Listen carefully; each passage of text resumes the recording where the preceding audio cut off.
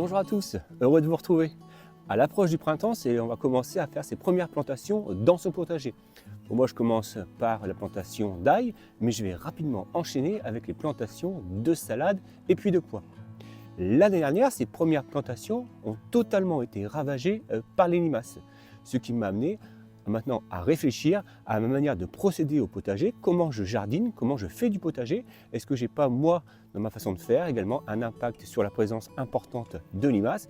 Et est-ce que je ne peux pas éventuellement essayer de trouver des moyens de corriger cette infestation de limaces dans mon potager qui ruine parfois véritablement mes récoltes. Dans cette vidéo, j'ai donc partagé avec vous ma réflexion sur la présence de limaces dans le potager, quelles sont également éventuellement des solutions, que ce soit naturelles ou non, pour lutter contre les limaces.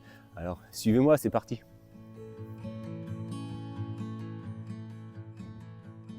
Tout d'abord, il faut essayer de comprendre pourquoi les limaces sont un tel problème, on va dire, en mois de mars et au début du printemps.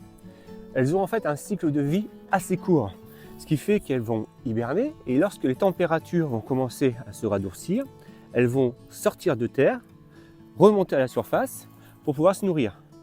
Remontée de température plus une surface, on va dire, de sol humide, ça favorise tout à fait leur survie. Et donc elles vont se ruer bien évidemment sur les jeunes pousses, les nouvelles plantations qu'on aura mis, que ce soit les salades, les pois ou autres, pour pouvoir se nourrir.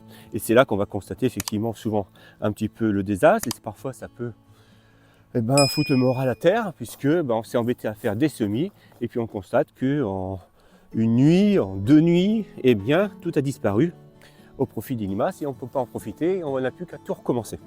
Donc voilà la raison pour laquelle c'est en fait les limaces ont hiberné tout l'hiver, et puis elles reviennent à la surface pour se nourrir, et elles raffolent bien évidemment de ce qu'on peut leur apporter au potager.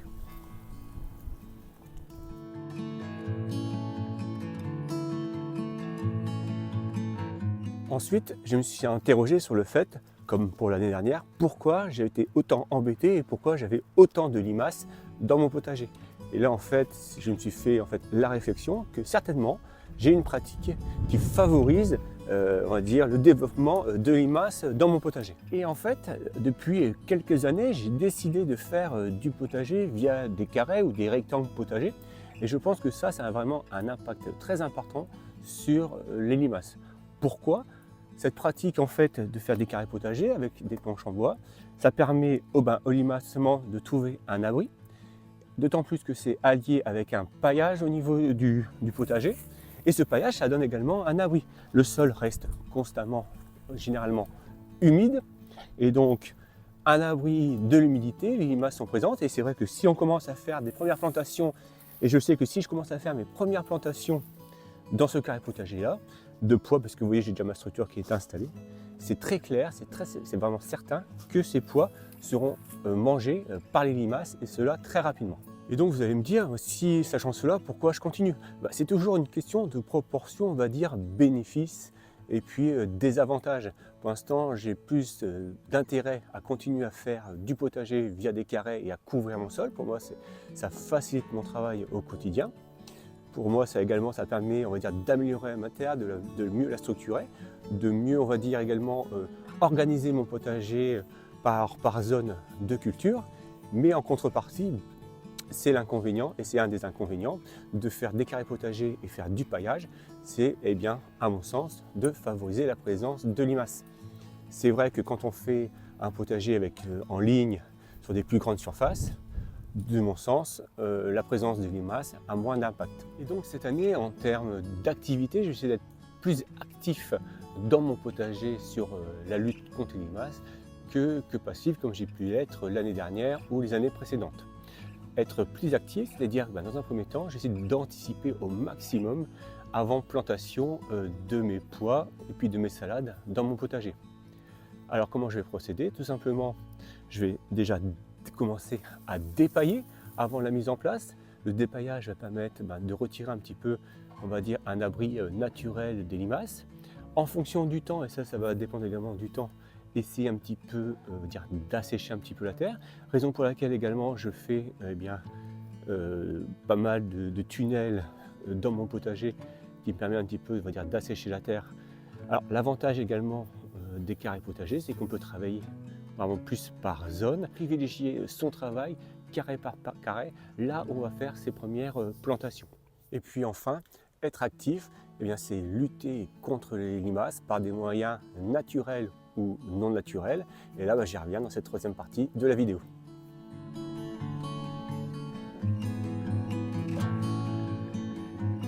Tout d'abord sur les moyens naturels de lutte contre les limaces. J'aimerais bien déjà m'amuser un petit peu et si vous pouvez me dire un petit peu dans les commentaires combien vous connaissez de moyens naturels contre les limaces. De mon côté, j'ai fait des recherches et j'en ai trouvé au moins une trentaine. Donc je vais vous en dire quelques-uns et vous allez voir qu'on ne manque pas d'imagination. On a donc les aiguilles de pin, la cendre de bois, les coquilles d'œufs, le marc de café, le sable, la bière, les coques de noix, le fenouil, le son, la fougère, les rubans de cuivre, la rhubarbe, l'anis, le romarin, la moutarde, le trèfle, les tagettes, les cassis, les pièges en pamplemousse, la gelée de pétrole, la bourrache, l'ail, le ciel. On a également donc les poils de chien ou de chat, la tiare de diatomée, le pouzzolane, la menthe, la lavande. Et on a également quelque chose qui est tout à fait intéressant, c'est le purin de limace. Alors je vous laisse imaginer un petit peu la recette de purin de limace.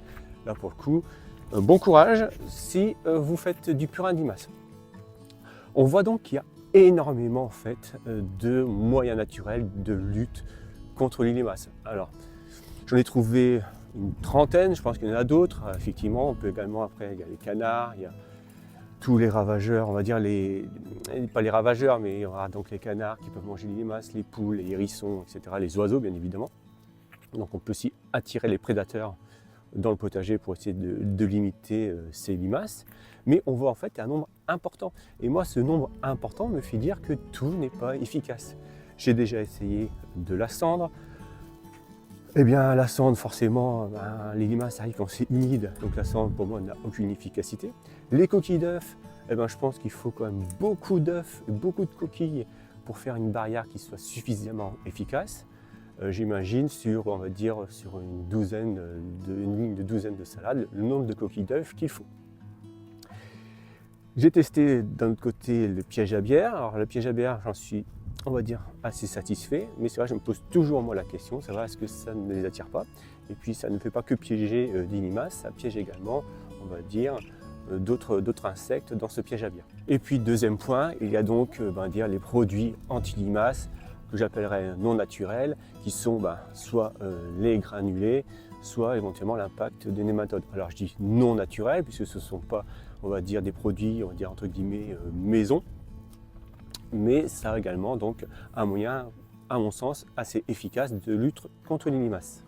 Alors rappelez-vous, c'est depuis 2019 que nous, en tant que potager, en tant que jardinier, on n'a plus le droit d'utiliser des produits chimiques de synthèse au regard de l'impact que ça peut avoir sur la nature et sur l'environnement. On peut utiliser par contre des produits, on va dire, à moindre impact que ce qu'on pouvait utiliser précédemment. Et donc je vais vous parler des granules en fait, à phosphate ferrique, comme on peut en voir souvent en jardinerie. Le principe est assez simple, on répand donc des granules dans notre potager, les limaces les absorbent, cessent de s'alimenter, retournent, on va dire, dans la terre et meurent, tout simplement. Pour être honnête, je n'étais pas très chaud d'utiliser ce type de granules, mais l'année dernière, en fait, j'ai commencé à les utiliser au regard de l'infestation que j'avais dans le potager et je n'arrivais pas du tout à m'en sortir, donc j'ai pris le choix d'utiliser ces granules et avec efficacité. Ce qui est important, c'est qu'il faut utiliser donc des granules qui protègent, on va dire, l'environnement, sur lequel on fait attention à nos animaux, bien sûr, domestiques. On fait également attention à notre santé. Et puis, essayer de limiter au maximum l'impact sur l'environnement, on va dire, du sol, l'impact, par exemple, sur les vers de terre. Et il y a quelques temps, le magazine 60 millions de consommateurs a fait donc un test et a classé ces produits anti-limaces. Donc là, je vous montre simplement le produit qui est arrivé numéro 1. Alors, ce n'est pas du placement de produit, je ne gagne rien si vous achetez ce type de produit, mais c'est le produit que je vais essayer d'utiliser cette année. Il a été classé en fait numéro 1 parce qu'il protège efficacement, on va dire, l'environnement au maximum, que ce soit l'environnement, comme j'ai dit tout à l'heure, des vers de terre, mais ça protège également nos animaux domestiques, les chiens, les chats et notre santé. Et donc ça a une efficacité, on va dire, assez importante sur les limaces. C'est résistant à la pluie comme la majorité et c'est utilisable en agriculture biologique comme on va dire la majorité des granules qui existent. Donc ça c'était vraiment le numéro 1 et donc je vais l'utiliser cette année. Cette année en fait je vais procéder de la manière suivante et c'est ce que j'ai dit tout à l'heure. En fait je vais faire surtout en prévention avant plantation. Je vais répandre quelques granules tout simplement avant plantation dans certains des carrés de potager pour lesquels ils vont en fait accueillir mes pois et mes salades.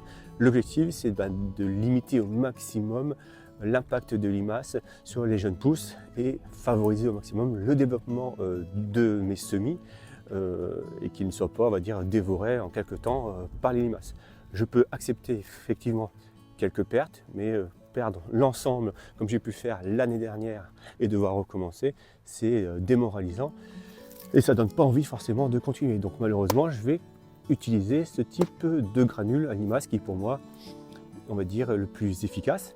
Je vais certainement l'allier avec des méthodes, on va dire, plus naturelles comme par exemple le piège à bière, mais ce sera pour moi l'utilisation principale de lutte contre les limaces. En parallèle, là je vais essayer de vous mettre la liste des produits anti-limaces qui ont été testés par 60 millions de consommateurs et un petit peu le point sur leur article. Vous allez voir un petit peu que il y a on va dire de produits qui sont efficaces. Moi j'ai choisi de prendre le numéro 1, il est un petit peu plus cher que ce que je prenais habituellement, mais je vais essayer au maximum de respecter, on va dire, l'environnement de mon potager. Et on verra un petit peu sur l'efficacité derrière ce qu'il en sera. J'espère en tout cas que cette vidéo vous a plu. N'hésitez pas dans les commentaires à me dire vous comment vous procédez sur l'impact des limaces et comment vous, est-ce que vous estimez également que vous avez un impact dans la façon de jardiner sur la présence ou non de limaces dans votre jardin ou dans votre potager. Et puis moi je vous dis à plus dans les prochaines vidéos. Allez, ciao, bye.